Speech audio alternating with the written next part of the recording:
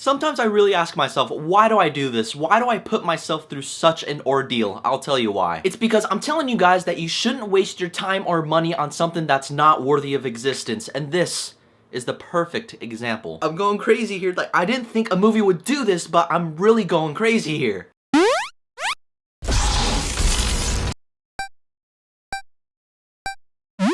Okay, so Attack of the poorly adapted anime films that Hollywood probably should have handled. So Attack on Titan Part 2 is the continuation from the previous Attack on Titan. Was there even a plot really for this one? For those new to my channel, I usually give a brief plot summary of the movie, but I can't give you one because this movie did not have a plot, honestly. The first one at least had the decency of providing us with a plot, with actual characters. I mean, it wasn't good at it, but I saw the effort and I wanted to watch everything unfold in the second part. It's like they didn't try with this Attack on Titan. It's like, oh, here's the movie, watch everything not make sense. Seriously, everything in this movie did not make sense, and for me to explain why, I may have to tread in some major spoiler territory, so you have been warned, but do you really care? And for those out there who do care, I'm telling you right now, you shouldn't. So the movie gives us at least a 10-minute opening to basically cover the major events from the last Attack on Titan, and I was like, okay. This movie understands that there was a lot of forgettable moments in the first Attack on Titan, but 10 minutes? You don't need to make it that long. I mean, just do the whole previously on Attack on Titan thing and cover it for like 2 minutes, maybe, but not 10 minutes. Basically how the first one ends is that Eren Yeager supposedly dies, but he comes back as a Titan and saves his friends from the other Titans around them. And that kind of scares all his comrades that are like, holy shit, he's a Titan, but the general of the army chains him up and interrogates him, and he's asking him the basic questions like, oh, are you a human? And Eren Yeager's like, yeah, I'm a human, I'm not full Titan. And his comrades who witness him just wiping out all these Titans, they're like, yeah, there's evidence to prove that he just killed Titans. There are 0 human casualties. Which the general says, nah, I don't trust that, and he basically has Eren Yeager set up for execution. He is about to get shot. You'll see why he does that, I'll explain that later, but even that doesn't make any sense. Next thing you know, another huge Titan busts through the roof of the building they were in, kills mostly everybody, and the building crushes the general. He's dead. Like, we're talking about a 1,000-ton building falling on top of a person. He's a pancake. He's dead. And that huge Titan takes Eren out of interrogation, and seriously, the next scene, you see Eren wake up in a white room with Captain Shikishima. I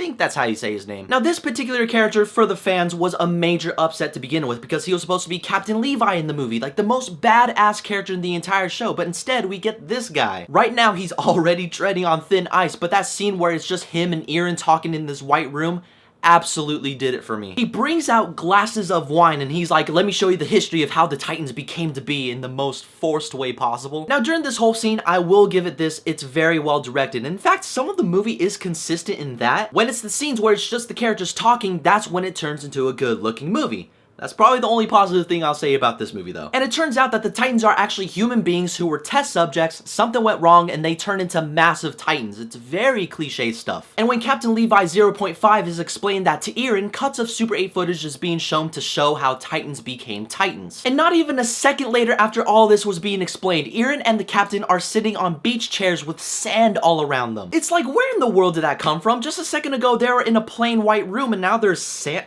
I don't understand. I heard like 15 people in my theater yell out, what the fuck? And I was like, yeah, I agree with you guys. And from there, it's also revealed that Eren was a secret test subject that his dad was working on, which was like the only thing that stayed true to the anime. Yeah, when he was a child, his dad was injecting him with Titan serum to ultimately fight the Titans. It's basically like the origin story of the Incredible Hulk. Kinda, sorta... Not really, though. And then you see his mom come out and she's like, how can you do this? And you call yourself your son's father? And I was like, whoa, wait a second. His mom was alive this whole time? What the heck is going on? I don't understand why they made it seem that Mikasa was the one who died, but later to find out that she was alive this entire time. Why not just have his mom killed in front of Eren and Mikasa just like in the anime? And if you guys remember me saying in my last review that his motivation was useless, that's the reason why. It's because Mikasa was alive this entire time. And then you see government officials barge in. They're like, hey, you're doing illegal stuff. And they take away his mom and dad, and that was never covered ever again in the movie. You don't know what happens to them. All you see is them being taken away. Oh, don't worry. It gets worse from here. I don't think this is a review anymore. And after all that atrocity is done, the surviving comrades of the Titan attack from the opening scene, they go to the Monzen district to retrieve a bomb, and that bomb will be used to blow up parts of the huge walls they surround themselves in, so that way Titans won't come in and start killing everybody again. And once they get the bomb and bring it to the Captain and Eren, the Captain does a complete 180, and it turns out that the Captain was the Titan that saved Eren in the beginning. Because according to to him, the government this whole time used the Titans as a means to plant fear inside these people so that way they can keep them confined in these huge walls they built. And he's all, join me guys, together, we can use this bomb to fight the government. They're the real enemy, not the Titans. And Erin's all, yeah, I'm not having any of that. You became a huge douche. And they both get into Titan form and have this huge Titan battle. And when you're seeing them transformed, it had the shittiest CGI, I shit you not. It looked like Mortal Kombat Annihilation. Take a look at that.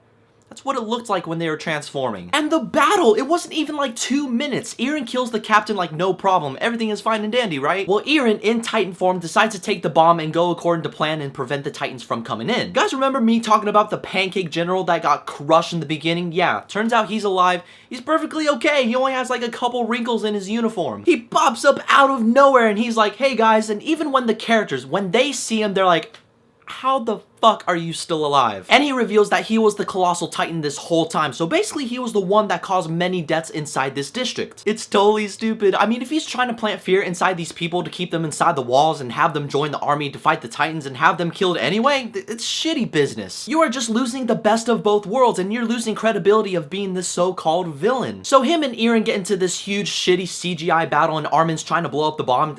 I so hate Armin in these movies. He doesn't do shit in any of them, and even when he tries to detonate the bomb, it doesn't work. I was like, maybe this will make up for him being the useless side character. Maybe he's the one that's gonna save the day. No, that doesn't happen. He's like the Jar Jar Binks of Attack on Titan. At that point, I was like, I'm done with this movie. I'm done with this character. I'm done with life. I'm done with the universe. I'm done with everything. So Eren had to get out of Titan form because of the previous battle he was in. He wasn't like fit for it. I don't know why. You just killed Captain What's-His-Face in 2 minutes and you can't fight for an extra 3 minutes? Come on now. So he had to face the Colossal Titan in his human form and he was about to kill the general by slicing the Colossal Titan on his neck because that's where the humans go if they go into Titan form. You just have to slice the back of the neck and the person and the Titan die entirely. Like 1 minute into the battle, Eren is getting his ass kicked. He's almost about to die. And another out of nowhere moment, the captain that Eren just killed gets back into Titan form, he grabs the bomb and he's like, the general is mine, Eren. And then he blows himself and the general up and now they're dead for sure. I think